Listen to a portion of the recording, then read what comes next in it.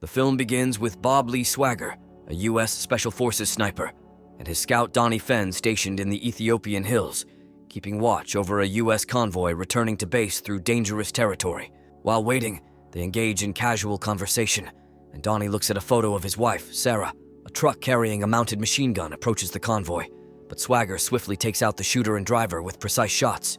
However, their mission isn't over yet. A group of hostile militia suddenly attacks the soldiers, and Donnie assists by identifying targets while Swagger skillfully eliminates numerous enemies. In the midst of defending the convoy, the snipers find themselves targeted, facing intense enemy fire. Despite their dire situation, their commanding officer prioritizes avoiding detection, leaving Swagger and Donnie stranded and ignored. The enemy's helicopter targets them, resulting in Donnie's tragic death. Left alone, Swagger tries to defend against the helicopter using his rifle until he discovers a Barrett 50 caliber VBM 82A3 SAOSR.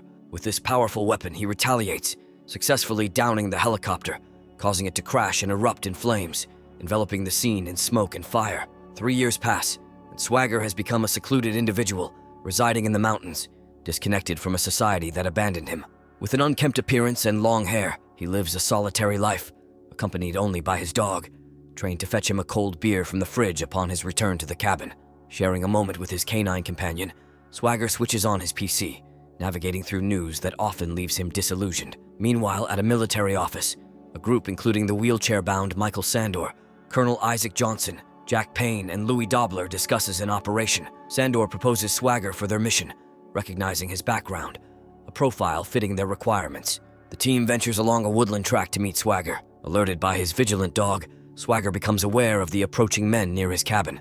Johnson introduces himself, showcasing his Medal of Honor. The encounter brims with tension as Swagger shows no interest in conversation. Johnson persuades Swagger to grant him 5 minutes. Payne and Dobler wait outside while Johnson reveals their purpose: intel on a looming presidential assassination attempt, with a mole within their agency seeking Swagger's assistance. Their limited clues hint at an assassin's mile-long shot, a feat only a few could achieve. Swagger initially declines involvement, but Johnson persists. The president's imminent travels to 3 cities make scouting sniper locations crucial. A sense of duty or habit begins to sway Swagger's stance. Before departing, Swagger ostensibly takes a picture of the truck's engine. As they descend the mountain, Johnson and his team understand Swagger's cautious nature. They know the photo wasn't of the engine, but of their license plate. Despite this, Swagger agrees to their proposal. Swagger meticulously prepares, setting up a can of beef stew and practicing the ultra-long shot, hitting the mark with flawless precision. While cleaning his guns, he lets his dog know that he'll be away for a couple of days. True to his word, Swagger scouts each location in turn,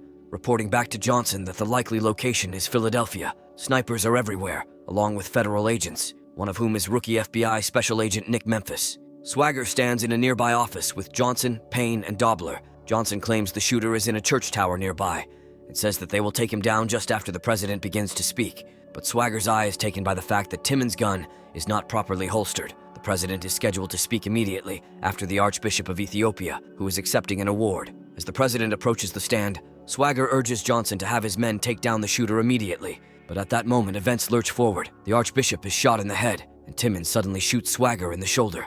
Swagger falls out of a window, landing hard on a glass ceiling below. Timmons leans out and shoots Swagger in the stomach, driving him through the glass ceiling. As Payne's team men pack up their things, he chews out Timmons for not finishing off Swagger. They leave behind Swagger's sniper rifle and a bullet. Payne orders Timmons to finish Swagger off. As Swagger escapes, he stumbles into Memphis, seeking his aid.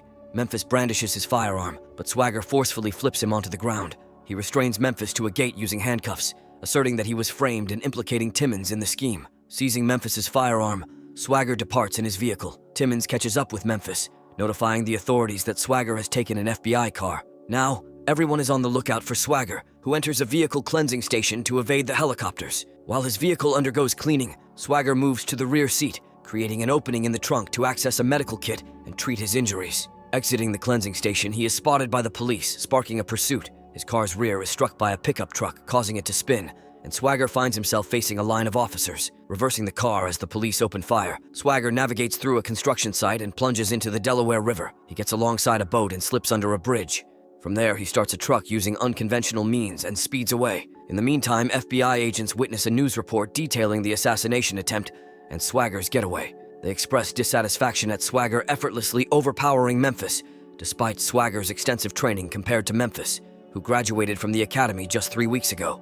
During a meeting with his superior officer and fellow agents, Memphis recounts Swagger's statements to him, but they dismiss his account, claiming he didn't hear anything. Swagger pulls up at a store and intentionally disrupts the power supply to prevent the store owner from identifying him. Afterward, he enters and purchases necessary supplies without being recognized. He then heads to an abandoned car repair station, using the supplies to craft an IV for himself. Swagger drives through the night until he reaches Kentucky, where he arrives at Sarah's doorstep. Sarah, startled by his unexpected visit and aware of the recent news, cautiously allows him inside.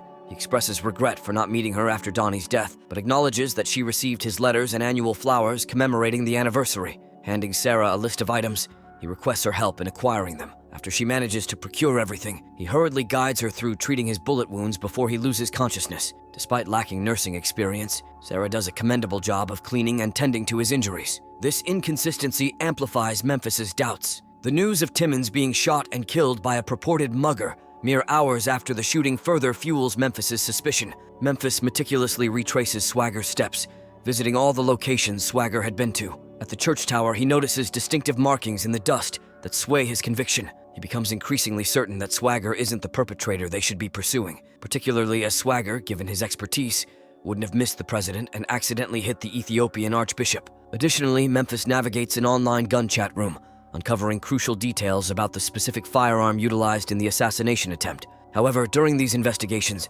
he starts sensing surveillance, noticing individuals observing his movements. Swagger, recovering, expresses his intention to pursue those responsible for framing him. Sarah discloses the media's false reports, painting Swagger as a culprit who killed his dog and attempted to assassinate the president. To assist Swagger, Sarah presents Donnie's first sniper rifle and volunteers her aid. Their initial step involves locating Memphis. Sarah disguises herself and arranges to meet Memphis in a public setting, surreptitiously handing him photographs featuring Johnson's license plate. Meanwhile, Swagger watches from across the street but draws police attention, leading two officers, one with an attack dog, to approach him. Swagger tosses coffee into one officer's face, inciting the dog to attack that officer. He then hurls both the cop and the dog through a window while engaging in a physical altercation with the other officer. Swiftly discarding his jacket, Swagger walks away from the chaotic scene. The tension at the FBI escalates as Memphis attempts to breach a restricted area, seeking information on the license plate, only to encounter barriers requiring Delta-level clearance. Galindo warns him of potential termination should he persist in his investigation.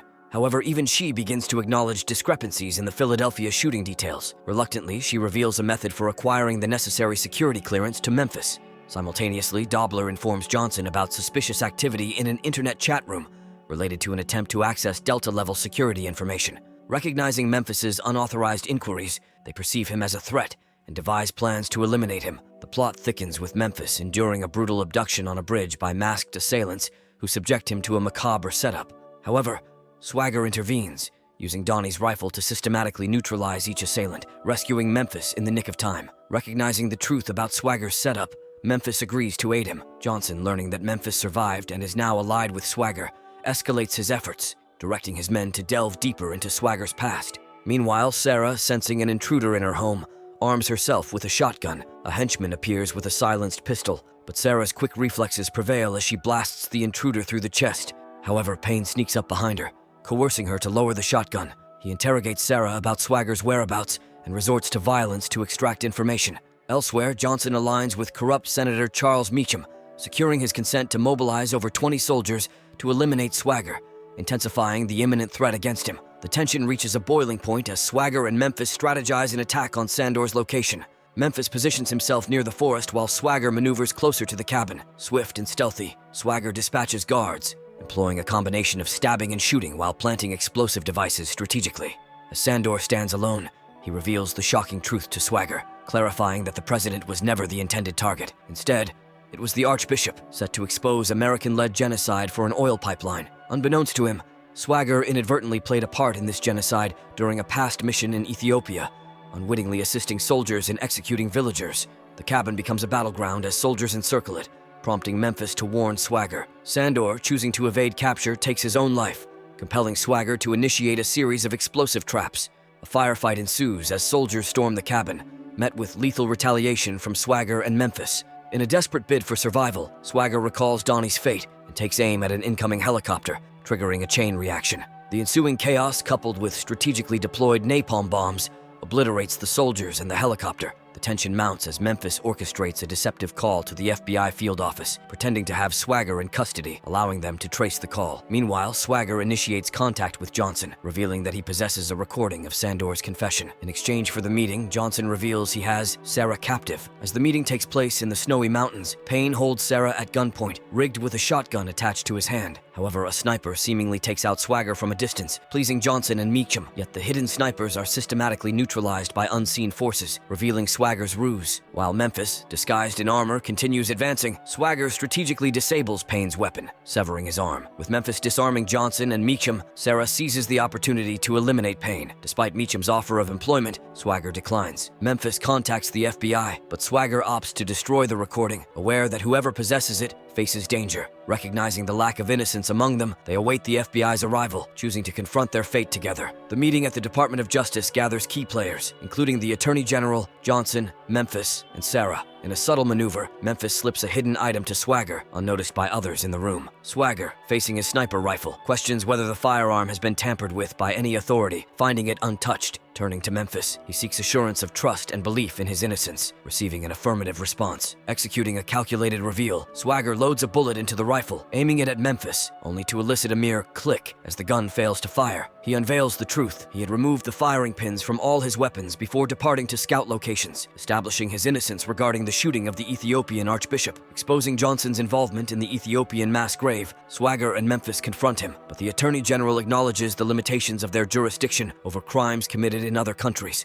Johnson, escaping legal repercussions, departs, acknowledging Swagger's victory. The Attorney General, recognizing Swagger's innocence, releases him, acknowledging the complexities of justice in a modern world. In a shared understanding, they acknowledge the limitations of resorting to Old West-style justice. Their exchange holds the weight of unspoken understanding in the face of a flawed system. The scene unfolds in a remote cabin where Johnson, Meacham, and Dobler revel in their perceived victory. However, their celebration is abruptly interrupted when blood splatters on Dobler's face, signaling an ominous turn. A dead guard collapses in front of them, and the realization hits. Swagger is present. As chaos erupts, Johnson meets a painful demise, succumbing to a fatal shot. Swiftly adapting to the dire situation, Meacham orders Dobler to procure the car, but their plans unravel further when an explosion engulfs Meacham's SUV. In a strategic move, Swagger maneuvers beneath the cabin, utilizing the element of surprise. Amidst the chaos, Dobler tries to mislead Swagger by informing the remaining bodyguard of his location under the floor. However, Swagger's precision prevails as he incapacitates Dobler and the guard from below. Entering the cabin, Dobler pleads for mercy, citing his innocence, but Swagger remains resolute. Ignoring Dobler's pleas, Swagger delivers swift justice, eliminating both Dobler and Meacham. As Swagger leaves, he sabotages the cabin's gas line, setting the stage for a final resolution. The cabin erupts into a massive explosion, leaving behind a scene of destruction, closing the chapter on a tale of vengeance and retribution. The film ends with Swagger, Sarah behind the wheel, driving into the distance.